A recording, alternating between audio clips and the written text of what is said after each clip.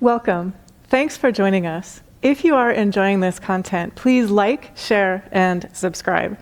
It helps joy travel. Amen, and welcome, 1,000 welcomes to you all. It is a great joy to be together. We're meditating on the topic, divine confidence. And so I've already given you a hint, but when we connect with the energy of infinite love, we also connect very directly with this realization of divine confidence. So I'll give us some entry points, some teachings, and some meditations, some invitations to connect with that feeling of divine confidence. It's available to us always. That feeling of absolute trust, that feeling of clarity, the feeling of being connected to our own inner awareness, our own inner wisdom, our own beautiful divine energy template. And that will always guide us step by step, moment by moment. I will also just mention for anyone joining us, we are a meditation community in the yogic tradition. And so you will hear me share teachings from our line of teachers, from the Upanishads, from the Bhagavad Gita. We also share teachings from other sacred traditions. So for example, you might hear me speak of a teaching shared by Buddha or by Jesus. And what we're doing is lifting into the awareness of each of us the universal aspects of these teachings. And another way of saying that is we're inviting ourselves to directly feel and to live the truth and the light and the infinite love that is spoken of in these teachings.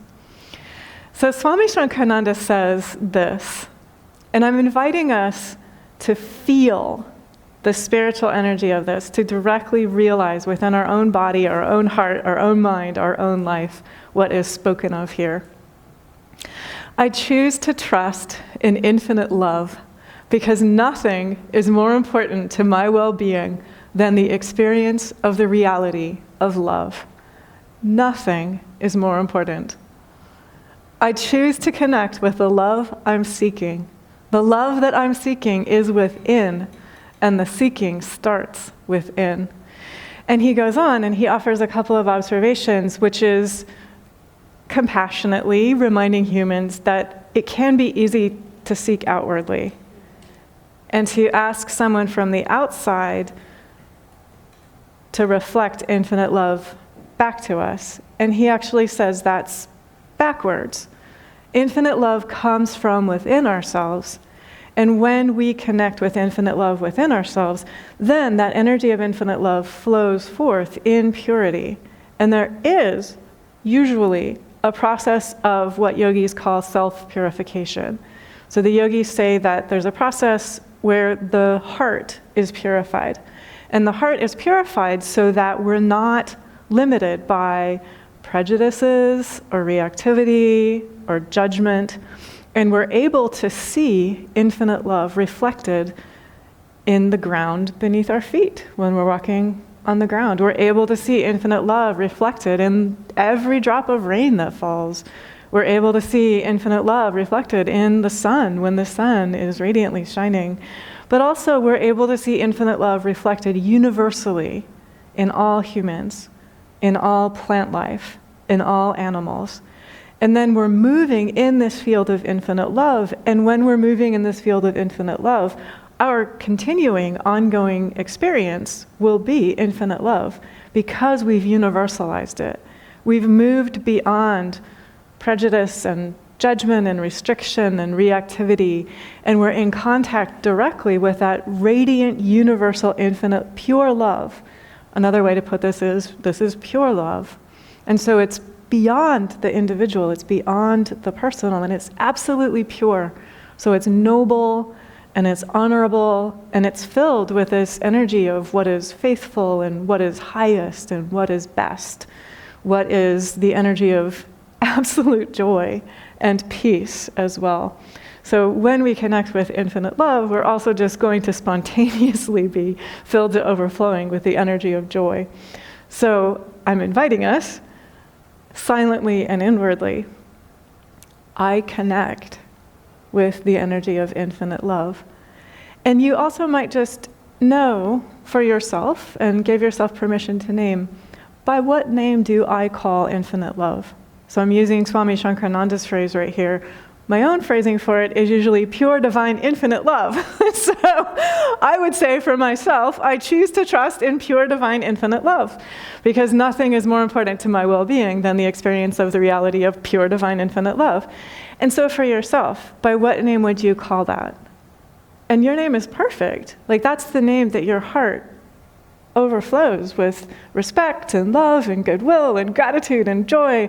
So if you call that by the name of Buddha or Krishna or Kuan Yin or Saint Teresa or Jesus or Mary, by whatever name you call that, I choose to connect with the reality of that. And I'm inviting that reality from within myself to radiate forth. I'm inviting that to be the energy with which I think, so that there is not even a single thought that is here that is not filled with and inspired by and motivated by and pouring forth from pure, divine, infinite love. And certainly, there's not even a single word that is spoken here that is not just pure, divine, infinite love, shining and shimmering and gleaming and glimmering. And then there's also this energy of just beautiful light, so that your own body becomes a temple of beautiful light. And so I'm inviting us also to feel our own body. It is a temple of beautiful light. If we let go of anything other than pure, divine, infinite love, what's left is your body is a temple of beautiful light. And your heart is a temple of beautiful light. And what happens with the mind, the yogis are also very honest about this. They say there's a process of self-purification. There's a process by which the mind is filled with light. And as the mind is filled with light, absolute peace becomes present. And so just to give yourself an invitation cheerfully to check in and say, how is it with my mind? Is my mind filled with absolute peace? And if not, then I'm opening so that I'm allowing absolute peace to fill my mind. What is more important than opening and allowing that process of self-purification to radiantly unfold and to allow this very mind to be filled with the energy of absolute peace? And this is the way in which we actually feel the heart and the mind and the body are a temple of beautiful light. And so just greet your own body. How does it feel if you're greeting your own body as a temple of beautiful light? Isn't that fun? And how does it feel to greet your own heart as a temple of beautiful light?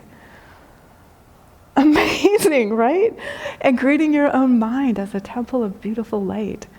And so then just notice what fun it is. Just play with this.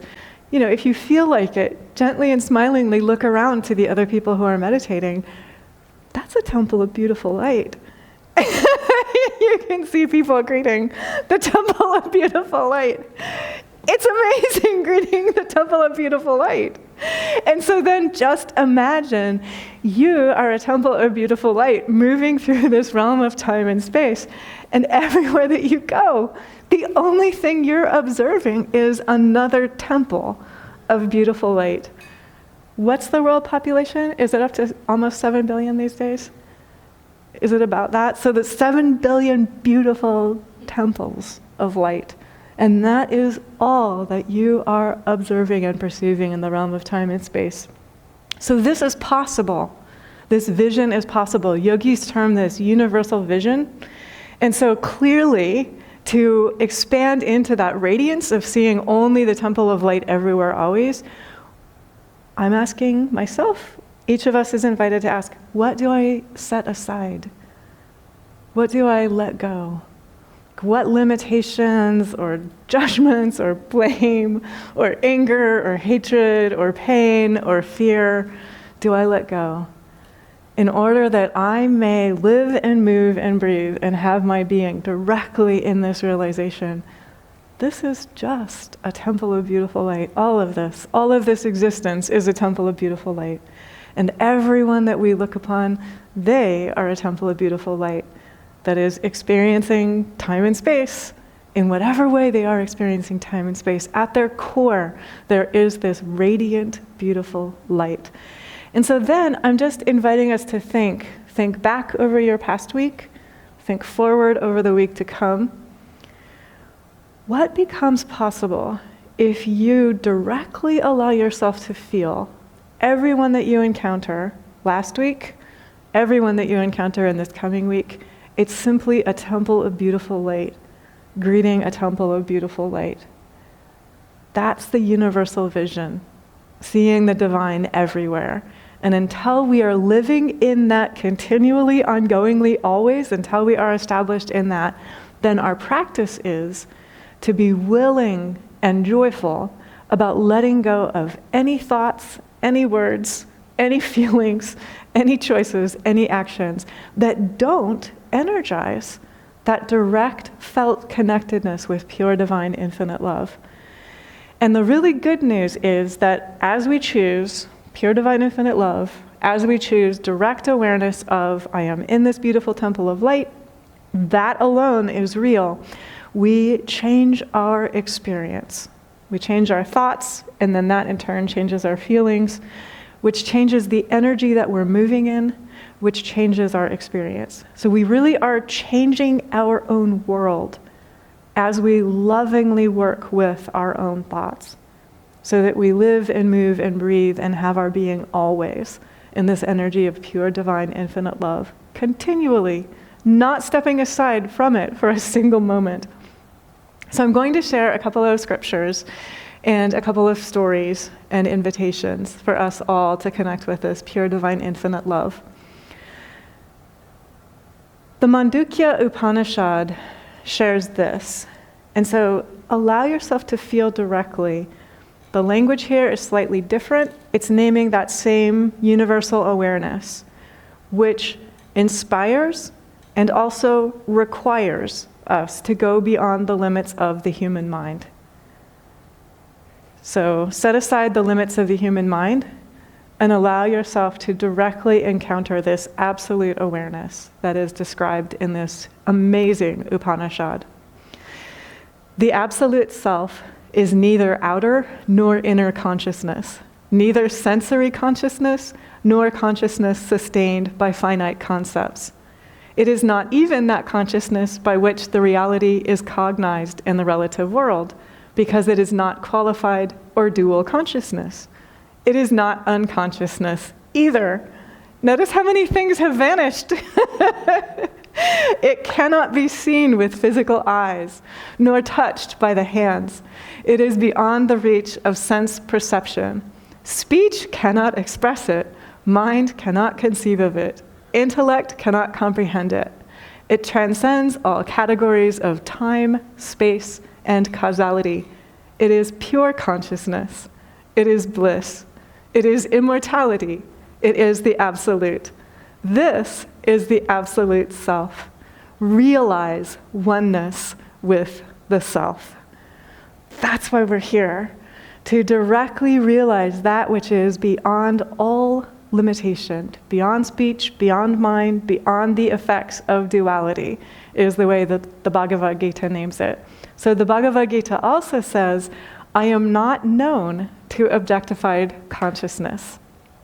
Another way of putting that is, this inner awareness within each of us is our doorway to know what is beyond limitation. It's the same invitation that we started with. I choose to trust in infinite love. The love I'm seeking is within, and the seeking starts within. So I'm willing to let go of all limitation. I'm willing to feel directly this absolute awareness, this pure consciousness, this bliss, this immortality, this self that is beyond mind, beyond speech, beyond thoughts, beyond the effects of duality.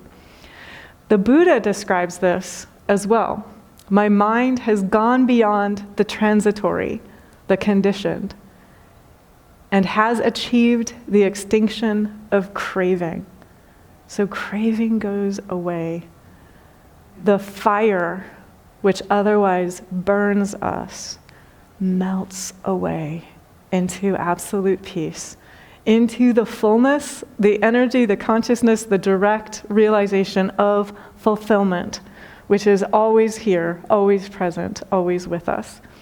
So I'm going to share a couple of teachings from our line of teachers. Swami Nityananda says, absolute control over the mind is a prerequisite for self-realization. We're inviting ourselves to practice that clarity, that peace, moment-to-moment choosing where we are placing our focus. Placing our focus continually on that energy of pure divine infinite love. That energy of that pure knowingness, that pure beingness which is present within each of us. Lahiri describes this as mind not moving in any direction. And see if you can just allow yourself to feel that for one moment. Mind not moving in any direction.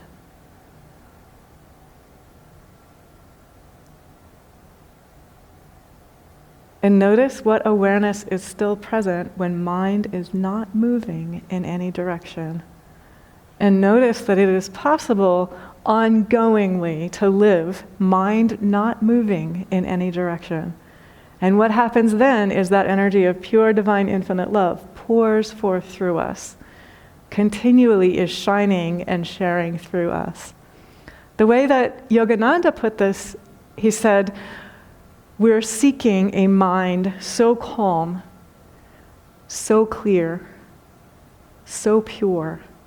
One sees reflected in that mind the face of the divine.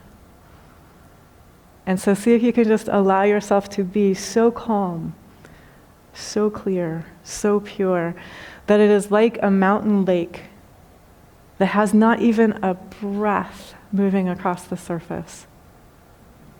And in that calm, clear, pure, still mind, only the face of the divine is present. Before I share a couple of stories, I will share an observation from Swami Shankarananda.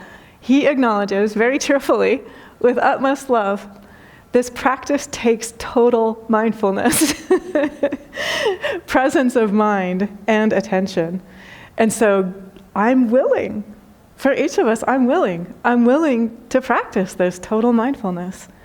I'm joyful, I'm excited. This is amazing, practicing this total mindfulness every moment, from moment to moment. And he says what happens as a result, when we practice with total mindfulness, we will give birth to that to which we give our focus. And so we gain in clarity, we gain in the ability to live continually in that flow of pure divine infinite love.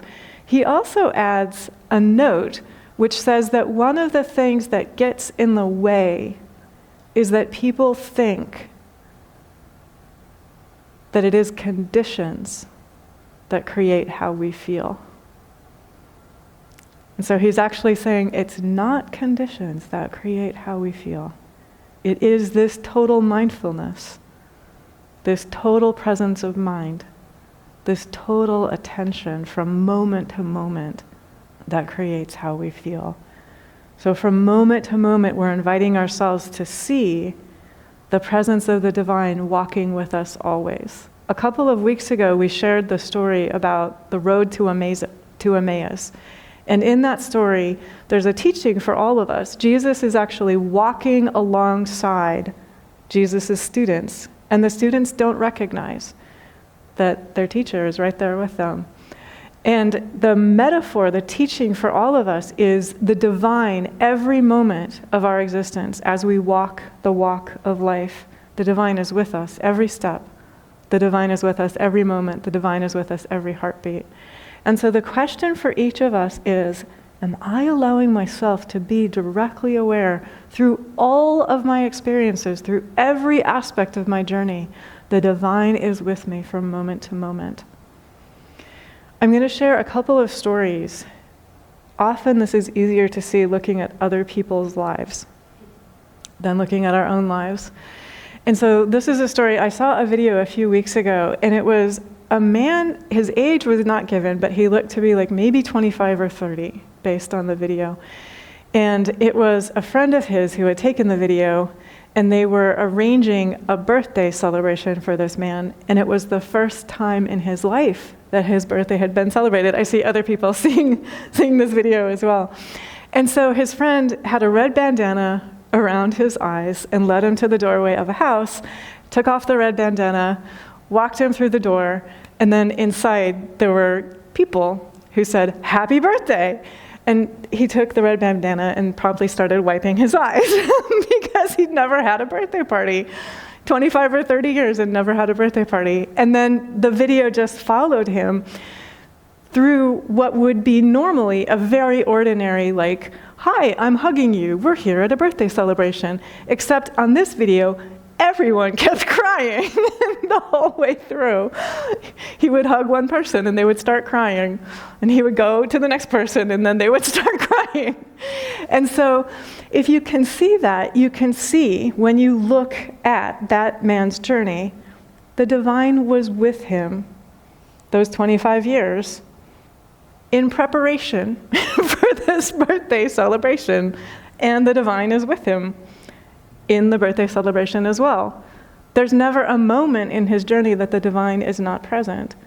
And so for yourself, as you look at your own journey, the divine is there with you if you are preparing for your birthday celebration, and the divine is there with you if you are celebrating. And there's not part of that that is better from the perspective of the divine. Divine love is universal. It's there every step of the way. And so the question for each of us is, no matter what I'm experiencing, am I allowing myself to see directly the divine is there every step of the way, no matter what I'm experiencing? I'm going to share with you another story. And this is a story of someone whose birthday was celebrated for the first time when he was 4. And when you look at this story with objective, compassionate outer eyes, you can see there's nothing wrong with this being of light. This being of light just entered time and space in this particular way. So he was born to a mother who was basically acting as a single mom because her husband was always away at sea. And this was during the time that in this country is referred to as the Great Depression. She had kids already. She was malnourished. She gave birth by herself in the middle of the night. And she'd been praying for a girl who could help her with the other kids. And it turned out that this was a boy who was born. And so when he was born, in her malnutrition and in her despair, she took him and she threw him in the fire. And his older sister grabbed him out of the fire, poured water on the burning blankets, brushed away the ash, returned him to the mom, and the mom then did accept him. She didn't live very long, so she died from malnutrition. And the kids, because the dad was a single dad now and away at sea, the kids got placed with various families. And he, the youngest, who had been thrown into the fire upon his birth, got placed in an orphanage. And all that he remembered of this orphanage was that it wasn't a very kind place. So his memory sort of filtered out anything other than that. And then he got adopted by an amazing family who loved him, who gave him his first birthday party at age 4. And the divine did not love him more when the divine was celebrating his birthday at age 4. The divine did not love him less when he was making a dramatic and startling and humanly very painful entrance into this realm of time and space. That was part of his journey. And so if you can, looking at that with outer eyes, absolute love is absolute. Pure divine infinite love is pure, divine, and infinite. That means it is present in the mom when she forgets herself and throws her boy into the fire. It is present in the boy when he is thrown into the fire. It is present in the older sister when she takes him out of the fire, douses the flames, brushes away the ashes, and returns him to the mom. All of that is pure divine infinite love, seeing what is it like in time and space to experience this particular arrival into time and space. There's no judgment and there's no blame from the perspective of pure divine infinite love. And the laws of energy are such that that mom will directly feel what she created for her kids. She will directly feel what she created for the boy flung into the fire. She will directly feel what she created for the daughter who had to pull the little boy out of the fire. And there's no blame. It's the laws of energy. And so that's what these teachings are also guiding us to realize. As soon as we realize that each of us is continually creating through every thought, through every word, through every choice, through every action, then we are free to create in harmony with the laws of energy. Then we are free to create wisely and joyfully in support of pure divine infinite love. Then we are free to be what is pure and honorable and noble and bright and kind and wise and fine in our daily life. So for each of us, if you can look at that extremely painful entry from the human perspective, and you can see that little boy was loved by the divine the whole way through. He went on and lived a magnificent, amazing life. That was just that entry into that particular human timeline. Allow yourself to see the same with your own journey. Pure divine infinite love is there with you, has been there with you through the equivalent. Anything painful that you have experienced, pure divine infinite love is with you every step of the way. And that does not mean that we need to keep producing pain for ourselves or for others. Each of us has the capacity instantly now in this moment to heal any pain we have experienced, any pain we have observed, any pain we have looked upon. And in the now is the access point to all healing. And only in the now is the access point to all healing. So each of us is invited to heal any aspect of our journey where we still feel pain. And when we do that, we will live in joy. We will live in pure, divine, infinite love. And we will live in what Swami Nityananda terms a self-renewing spirit of total wholeness. So we will share healing and wholeness and joy and love and respect with everyone that we encounter.